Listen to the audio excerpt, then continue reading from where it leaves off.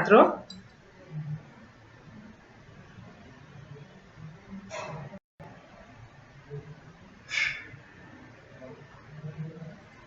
मैं संस्कृत अध्यापिका संस्कृत कक्षा में आप सभी का स्वागत करती हूँ। आज हम अपनी पाठ्य पुस्तक से पाठ 2 अकारांत पुल्लिंग शब्द की जानकारी प्राप्त करेंगे। छात्रों, पाठ 2 है अकारांत पुल्लिंग शब्दाः तीनों वचन। शीर्षक से ही हमें ज्ञात हो रहा है कि इसमें 3 भाग हैं। पहला अकारांत, दूसरा पुल्लिंग तथा तीसरा वचन। सबसे पहले हम अकारांत की जानकारी प्राप्त करेंगे। अकारांत की परिभाषा है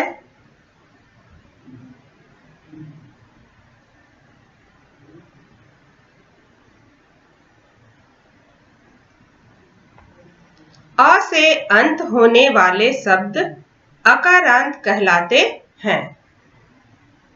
इसे हम इस तरह भी कह सकते हैं, अ से जो शब्द अ से अंत होते हैं अकारांत कहलाते हैं।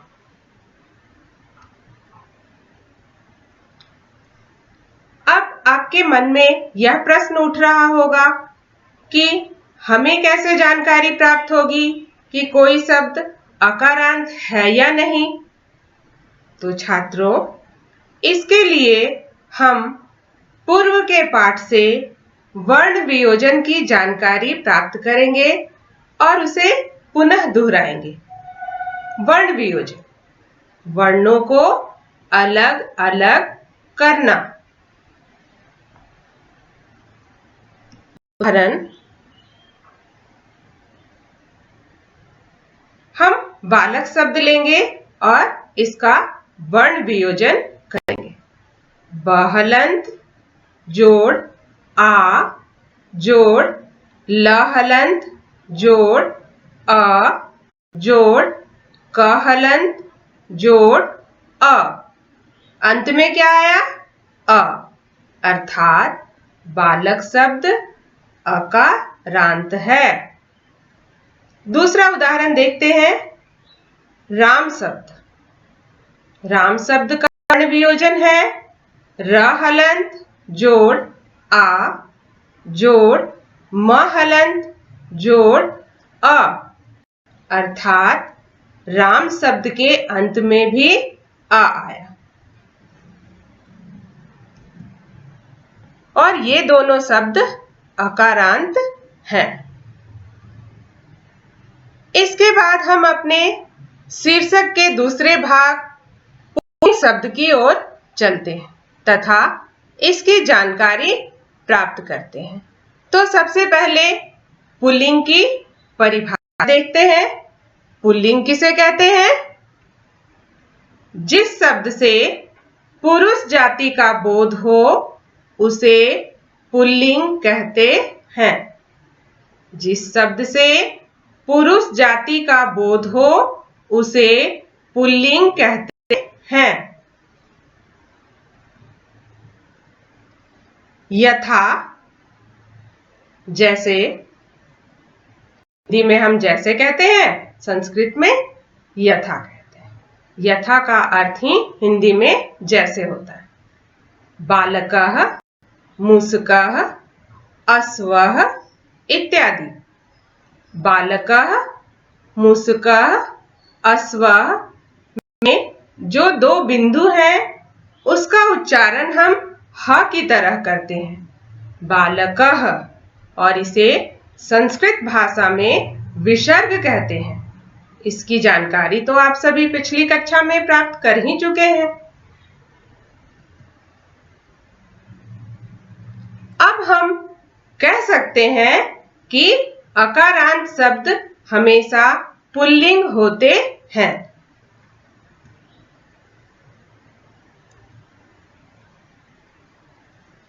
इसके बाद हम अपने शीर्षक के तीसरे भाग की ओर चलते हैं। तीसरे भाग में हम वचन की जानकारी प्राप्त करेंगे।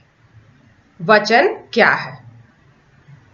वचन की परिभाषा। संज्ञा के जिस रूप से व्यक्ति या वस्तुओं की संख्या का ज्ञान हो उसे वचन कहते हैं। वचन के 3 भेद होते हैं: एक वचन, द्विवचन तथा बहुवचन। अब हम एक एक कर इनकी जानकारी प्राप्त करेंगे। एक वचन, एक संख्या का बोध कराने वाले शब्द को एक वचन कहते हैं। यथा अश्वः, एक घोड़ा। द्विवचन, जिस शब्द से 2 संख्या का बोध हो उसे द्विवचन कहते हैं। यथा अश्व, 2 घोड़े। बहुवचन, जिस शब्द से 2 से अधिक संख्या का बोध हो उसे बहुवचन कहते हैं। यथा अश्वाः, अनेक घोड़े। अश्वाः का अर्थ क्या हुआ? अनेक घोड़े।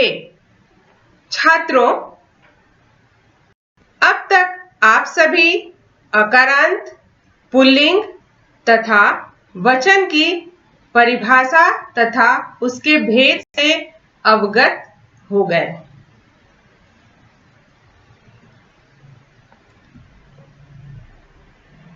अब हम आप सभी अपनी पाठ्य पुस्तक में पाठ 2 अकारांत पुल्लिंग शब्द तीनों वचन निकाल सकते हैं तथा उसमें दिए गए एक वचन, द्विवचन तथा बहुवचन के शब्दों की जानकारी प्राप्त कर सकते हैं। कृपया अपनी पाठ्य पुस्तक में पाठ 2 देखें।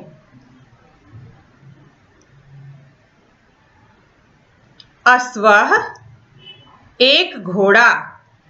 अश्व, 2 घोड़े। अश्वाः, अनेक घोड़े। गजः, एक हाथी। गजौ, 2 हाथी। गजाः, अनेक हाथी। सिंहः, एक शेर। सिंहों, 2 शेर। सिंहाः, अनेक शेर। मृगः, एक हिरन। मृगौ, 2 हिरन। मृगाः, अनेक हिरन। उसी प्रकार से वानरः, एक बंदर। वानरौ, 2 बंदर। वानराः, अनेक बंदर। गर्दभः, एक गधा। गर्दभौ, 2 गधे। गर्दभाः, अनेक गधे। कुक्कुरः, एक कुत्ता। कुक्कुरौ, 2 कुत्ते। कुक्कुराः, अनेक कुत्ते। शुकः, एक तोता। शुकौ, 2 तोते। शुकाः, अनेक तोते। कपोतः, एक कबूतर। कपोतौ, 2 कबूतर। कपोताः, अनेक कबूतर। अजः, एक बकरा। अजौ, 2 बकरे। अजाः, अनेक बकरे। उष्ट्रः, एक ऊंट। उष्ट्रौ, 2 ऊंट। उष्ट्राः, अनेक ऊंट। श्रमिकः, एक मजदूर। श्रमिकौ, 2 मजदूर। श्रमिकाः अनेक मजदूर। नरः एक आदमी, नरौ दो आदमी, नराः अनेक आदमी। बालकः एक लड़का, बालकौ दो लड़के, बालकाः अनेक लड़के। इसी प्रकार से अगले पृष्ठ में हम देखते हैं मयूरः एक मोर, मयूरौ दो मोर, मयूराः अनेक मोर। काकः एक कौआ, काकौ दो कौवे, काकाः अनेक कौवे। हंसः एक हंस, हंसौ दो हंस, हंसाः अनेक हंस। बकः एक बगुला, बकौ दो बगुले, बकाः अनेक बगुले।